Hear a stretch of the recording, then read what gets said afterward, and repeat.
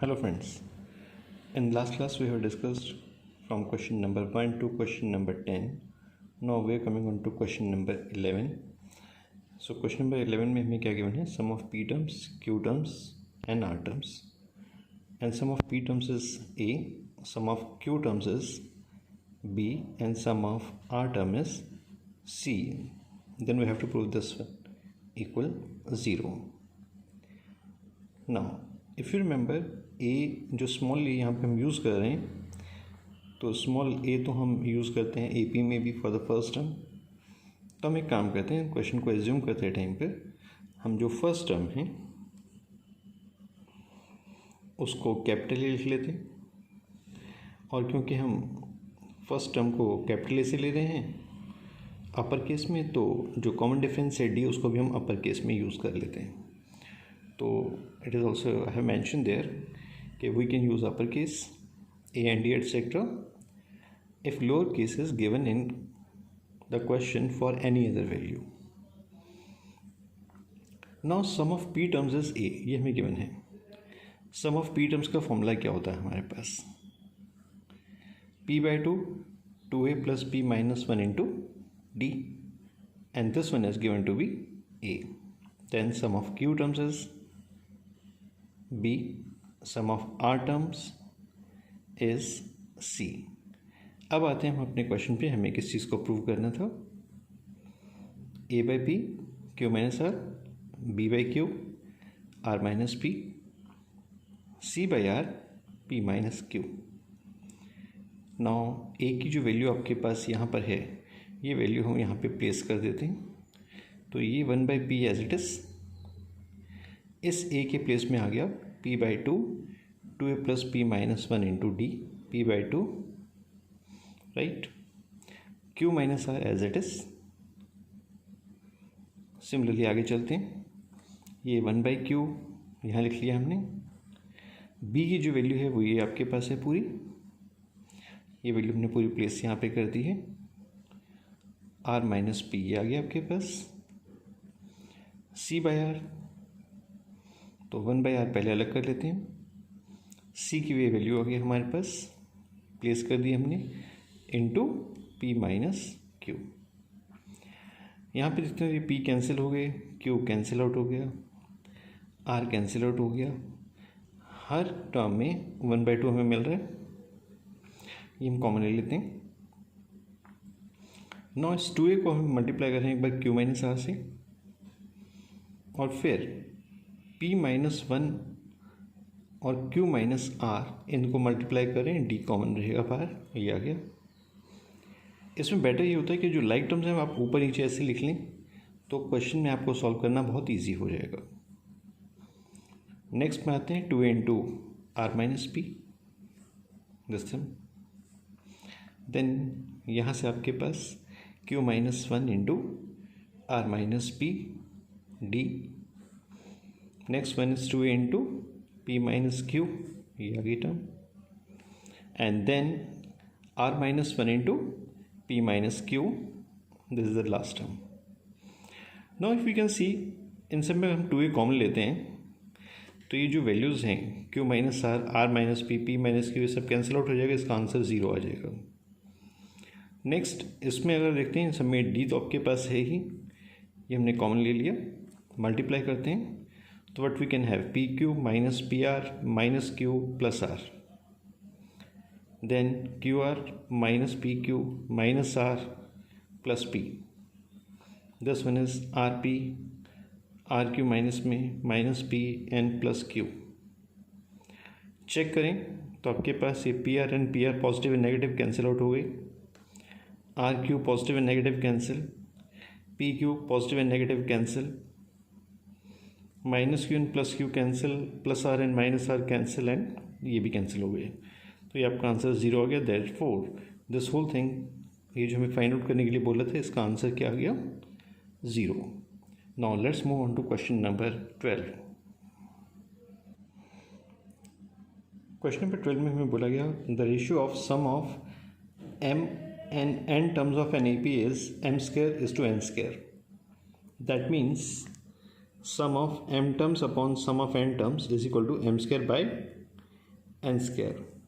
और हमें शो क्या करना है, we have to show that ratio of their mth and nth term is 2m-1 इज टू 2n-1। ओके, तो हमने यहाँ पे sum of m by sum of n terms का ये फॉर्मूला लगा दिया है।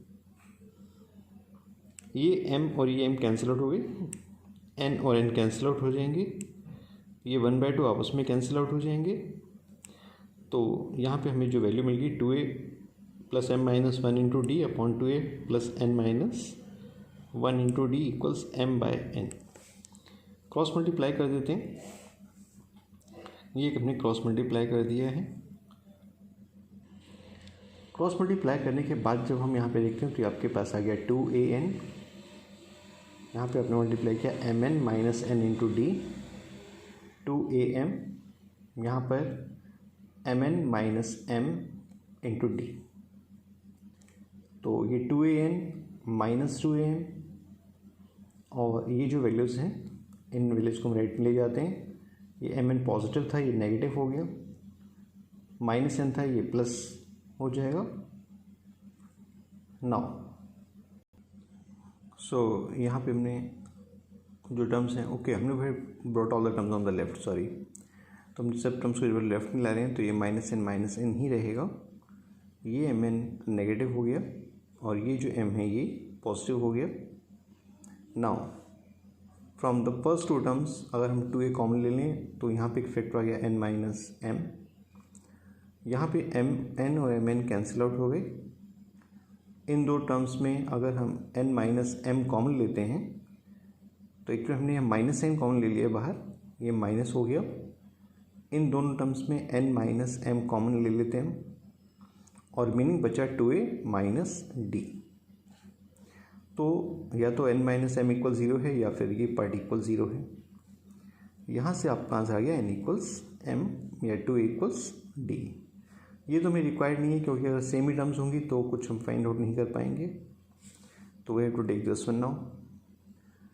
बट इन क्वेश्चन हमें तो किसकी रेशियो फाइंड आउट करनी थी, nth टर्म और nth टर्म की रेशियो फाइंड आउट करनी थी। तो nth टर्म का फॉर्मूला होता है a plus m-1 into D, nth term का फॉर्मूला है a plus n-1 into D.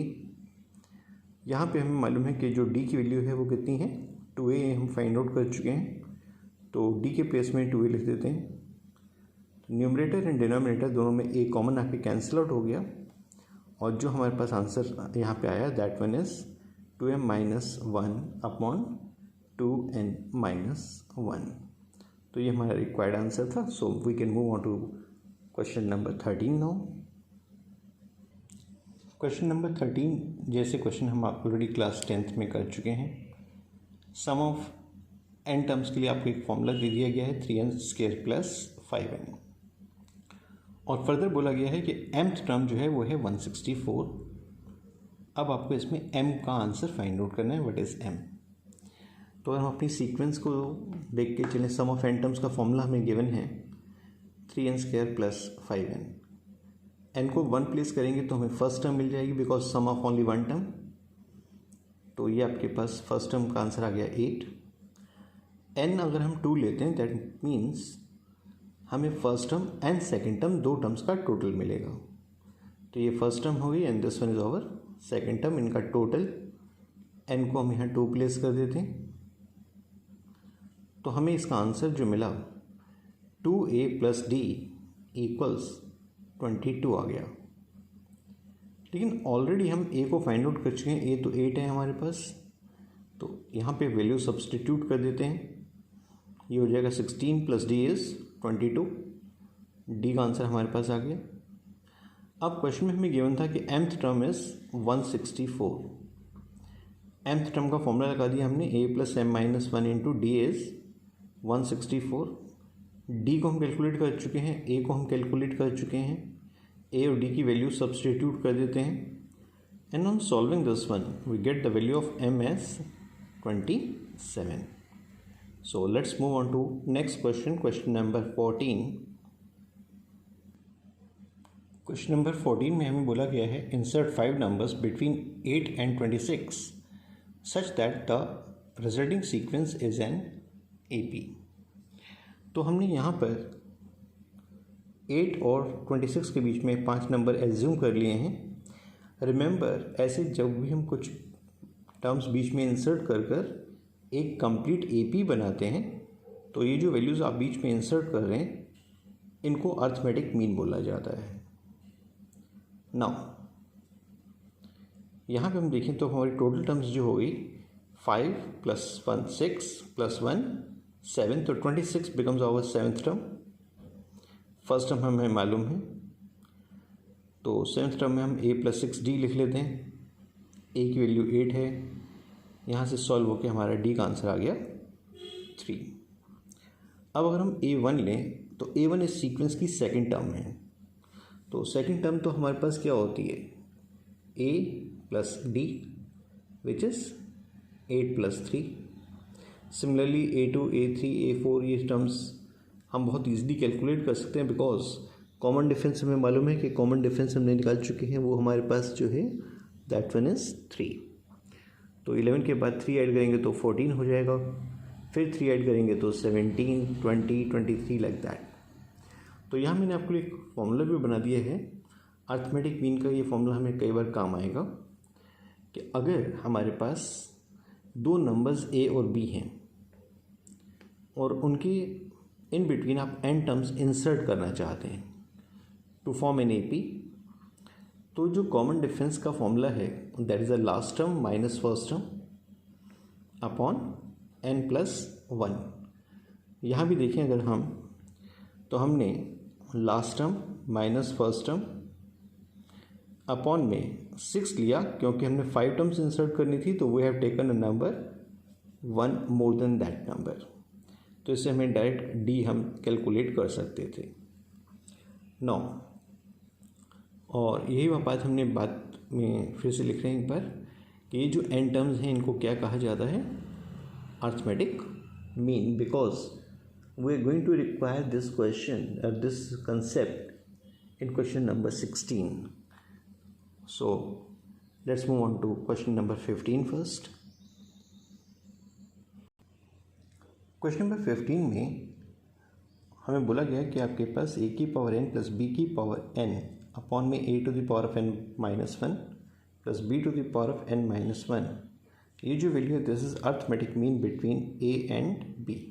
अगर दो टर्म्स के बीच का अर्थमेटिक मीन हो तो होता है this average of these two numbers that is a + b/2, और इस केस में हमें n को फाइंड आउट करना है। सो ये हमारा अर्थमेटिक मीन हमें दिया हुआ है and this is arithmetic mean of a and b। तो हमने लिख लिया a + b/2 is this value. कुछ नहीं, जस्ट हम इनको मल्टीप्लाई कर देते हैं। क्रॉस मल्टीप्लाई किया हमने, 2 से यहाँ पे मल्टीप्लाई कर दिया, यहाँ हमने मल्टीप्लाई कर दिया, और मल्टीप्लाई करने के बाद आप सभी टर्म्स को लेफ्ट में लेंगे तो ये टर्म्स हमने सारी लिख लेंगे। नौ, यहाँ पे आपके पास ये बच जाएगा a की power n minus a into b की power n - 1 minus a power n - 1 into b plus bn। From first two अगर हम a कॉमन लेते हैं तो यहाँ आएगा a की power n - 1 minus b to the power of n - 1 minus from these two अगर हम b कॉमन ले लें तो आपके पास आएगा a to the power of n - 1 minus b to the power of n - 1। ये दोनों में सेम है, तो एक फैक्टर ये हो गया हमारे पास और दूसरा फैक्टर हो गया a minus b। Now so we have got these two factors. तो जब भी दो फैक्टर्स का प्रोडक्ट ज़ीरो हो तो या तो फर्स्ट फैक्टर ज़ीरो होता है या फिर सेकंड फैक्टर ज़ीरो होता है। That means either a = b, और इन दो वैल्यूज़ को इक्वल होने का एक ही केस है, if the power of each of them become zero, that means n - 1 is 0 और value of n is 1, right. So we move on to the question number 16 now. In question number 16 he says 1 and 31 में हमने m number insert करने हैं such that resulting sequence is an AP। That means ये m numbers हमारे क्या हो गए, arithmetic mean, जो हमने अभी क्वेश्चन नंबर 14 में भी डिस्कस किए थे। And then he says the ratio of the 7th mean and m - 1th mean is 5:9, then find the value of m। तो 1 से 31 में हमने बीच में कितनी टर्म्स इंसर्ट करनी है, m। अगर आप यहाँ से नोटिस करें तो टोटल टर्म्स हमारे पास हो गई अब m+2, और ये जो 31 है अगर ये m+2 टर्म है तो हम इसको लिख सकते हैं a+m+1 इंटू डी, और 30 = m+1 इंटू डी, या डी का आंसर हो गया 30/m+1। सो ये मैंने यहाँ पे डायरेक्ट भी आपको फॉर्मूले से भी लिख के दिखा दिया है। सो a1 है, b 31 है, अर्थमेटिक मीन का नंबर m था, d निकलने का simple formula b - a upon जितने भी अर्थमेटिक मीन इंसर्ट करने हैं +1, तो d का आंसर आ गया हमारे पास। क्वेश्चन में गिवन है 7th mean to the m-1th mean. ध्यान रखिएगा 7th टर्म नहीं है, ये 7th मीन है। 7th मीन मीन्स इसमें जो d आएंगे वो 7 ही आएंगे, और यहाँ पर m-1 टाइम्स d आना चाहिए। तो a7 भी a+7d, am-1 is arithmetic mean ये जो है a+m-1 into D. Just cross multiply कर लेते हैं। तो क्रॉस मल्टीप्लाई करने के बाद ये रिजल्ट हमारे पास आ गया। a की टर्म्स एक तरफ कंबाइन कर लेते हैं, d की टर्म्स एक तरफ कंबाइन कर देते हैं। तो कंबाइन करने के बाद ये हमारे पास कुछ भी रिलेशन सा फॉर्म हो रहा है, लेकिन a तो हमें मालूम है कि a हमारे पास 1 था, तो a को हमने यहाँ 1 प्लेस कर दिया। ये एक इक्वेशन बन गई हमारे पास, m+1 यहाँ 4 से मल्टीप्लाई हो गया। तो एक इक्वेशन को जब हम सॉल्व करते हैं, तो इक्वेशन को सॉल्व करने के बाद हमें जो m का आंसर आ गया वो आ गया 14। Now let's move on to question number 17। Question number 17 में उसने बोला कि एक पर्सन जो है एक लोन को रीपे कर रहा है, उसकी फर्स्ट इंस्टॉलमेंट 100 रुपीज़ है, और वो इंस्टॉलमेंट को एवरी मंथ 5 रुपीज़ इंक्रीज़ करता है। Then we have to tell जो 30th उसकी इंस्टॉलमेंट जो आएगी वो कितने अमाउंट की होगी। बहुत सिंपल सा क्वेश्चन है। हमारे पास फर्स्ट इंस्टॉलमेंट हमने ली 100, फिर 5 रुपीज़ का इंक्रीज़ हुआ तो 105, देन 110। ए हमारे पास आ गया, डी हमारे पास आ चुका है। हमें 30th टर्म फाइंड आउट करनी है सीक्वेंस की, and a 30 is a+29d, so our answer is 245। Now let's come on to question number 18, and it's a good question. In this question it is given that the difference between any two consecutive interior angles of a polygon is 5 degree. Smallest angle 120 है. Now what can be the number of sides of the polygon? Okay. If you remember, sum of all angles of a polygon with n side has got the formula n-2 into 180. Now first angle हमें given है 120, common difference is 5. Angle ऐसे increase हो रहे हैं तो इनका सम of n terms के लिए फॉर्मूला हो जाएगा n/2 twice of a plus n-1 into D. तो इसको हमने सॉल्व कर लिया, ये एक आंसर आ गया है सम ऑफ n टर्म्स का। फर्दर अगर हम ले सम ऑफ n टर्म्स, तो पॉलीगन में अभी हमने फॉर्मूला बोला कि इसका फॉर्मूला होता है n-2 इंटू 180। तो ये सम और ये जो पहले हमने सम फाइंड आउट किया, ये दोनों सेम सम को रिप्रेजेंट करते हैं। तो लेफ़्ट में हमने एक लिख लिया, राइट में दूसरा हमने लिख लिया। यहाँ पे अब हम कैलकुलेशन करना स्टार्ट कर रहे हैं, तो इनको हम कैलकुलेशन कर लेते हैं। ये 2 यहाँ मल्टीप्लाई हो चुका है, तो ये 180 का 360 हो गया।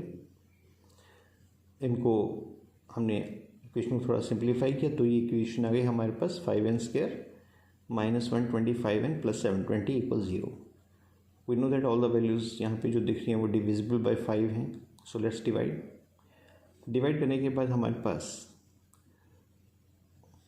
यहाँ फैक्टर्स आ चुके हैं n-16 एंड n-9। अब बात आती है कि क्या हम 16 और 9 दोनों ले सकते हैं या नहीं ले सकते हैं। सी अगर हम 16 लेते हैं तो हमारी nth टर्म क्या बन जाएगी, जो nth एंगल होगा वो हो जाएगा 120 प्लस n-1 इंटू डी से 120 + 75 and we know it is more than 180, तो ऐसे केस में तो पॉलीगन बन नहीं पाएगा हमारा, क्योंकि आपका एंगल ही 180 से ऊपर हो चुका है, तो ये वैल्यू हमारे लिए पॉसिबल नहीं है। 16 हम नहीं लेंगे, so the n is 9. Now in the next class we will discuss about the next sequence, that is called geometric progression. Till then, goodbye.